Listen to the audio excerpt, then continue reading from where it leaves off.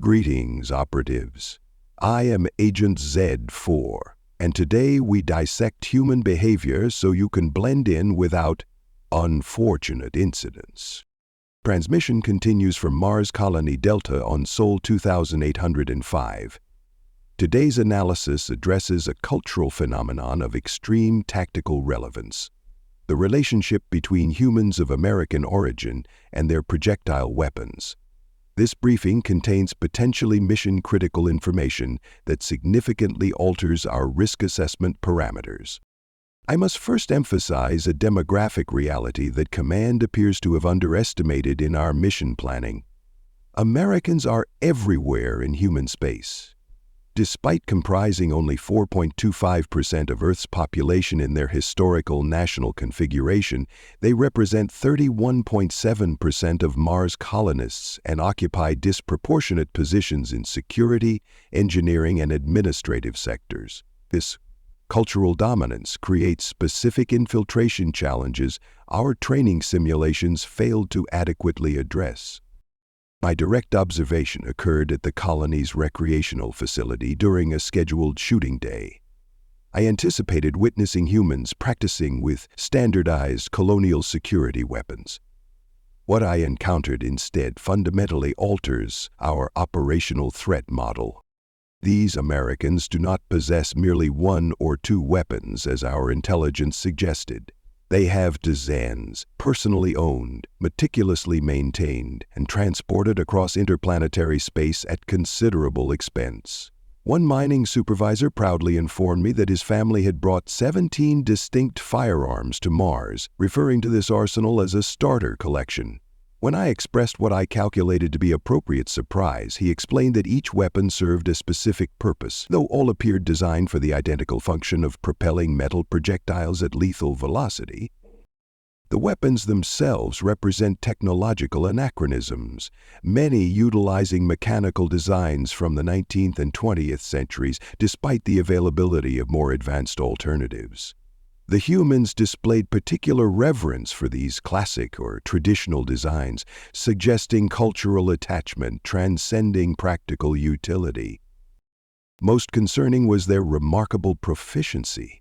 During the demonstration, participants consistently placed projectiles within a 3-centimeter target area from distances exceeding 100 meters, accuracy sufficient to penetrate vital organ clusters of most known species, including our own. The colony's chief hydroponics engineer, a 67-year-old female who appears physically unimposing, demonstrated particular skill with a device called a Colt single-action army revolver, explaining that she had learned to shoot before she could ride a bicycle.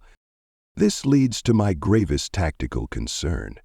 Americans maintain an alternative justice framework they call Wild West justice, a reference to a historical period of their territorial expansion. This concept bypasses established legal structures when certain threat conditions are perceived, particularly threats to family units, dwelling structures, personal liberty, variably defined, companion animals, with particular emphasis on dogs. This last category requires special attention. Multiple participants recounted historical incidents where entire branches of their government enforcement agencies were dealt with after harming canines during operations. One explained, "You don't mess with an American's dog unless you're ready for the consequences while cleaning a weapon capable of penetrating standard-issue tactical armor." Tactical recommendations for all field operatives. Extreme caution alert. If your cover identity requires interaction with Americans, assume they are armed at all times, regardless of colonial regulations or apparent weapon visibility. Never express confusion about weapon ownership or question its necessity. Acceptable responses to weapon displays include appreciative nodding and phrases like "nice piece" or "good choice." Critical. Absolute avoidance of harm to companion animals, particularly dogs. Previous infiltration protocols, suggesting elimination of suspicious pets, must be immediately discontinued. Establish familiarity with basic weapon operation regardless of your assigned sector. Americans frequently engage in impromptu shooting lessons, and refusal may trigger suspicion. if invited to participate, demonstrate deliberate incompetence rather than disinterest. Americans enjoy teaching weapon skills and respond positively to improvement under their guidance. The psychological attachment exceeds rational parameters. Many participants refer to their weapons as family heirlooms to be passed to offspring, suggesting these items transcend mere tools to become vessels of cultural identity. One participant explained that her great-granddaddy's Winchester represented freedom and what it means to be American, though she could not articulate this meaning in concrete terms. This creates a fundamental infiltration dilemma. The very humans most likely to detect non-human entities are also the most heavily armed and culturally predisposed to direct action outside official security frameworks. The humans most likely to identify infiltrators are precisely those equipped and culturally programmed to respond with lethal force before alerting colonial authorities.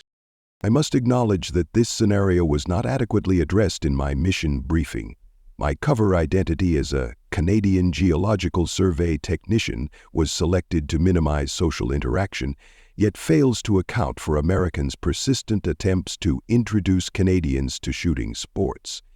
I have now been invited to 7 separate range days in the past month alone, but the next transmission will examine humans' peculiar attachment to primitive information storage devices called books. Physical objects containing processed tree material, marked with information that could be more efficiently stored in digital formats. Humans display irrational emotional attachment to these objects, describing their smell, feel, and calling them friends. As always, this is Agent Z4 signing off. Infiltration begins now. Thank you for listening to this story. I hope you enjoyed it. Be sure to leave this video a like and subscribe if you want to see more stuff like this. Video shares, memberships, and super thanks help the channel grow as well, so feel free to partner with this channel in that way as we grow. With that all said, thank you again for listening to the story, and thank you for your time. On the left side of your screen are some videos I think you might be interested in. I hope to see you in the next one.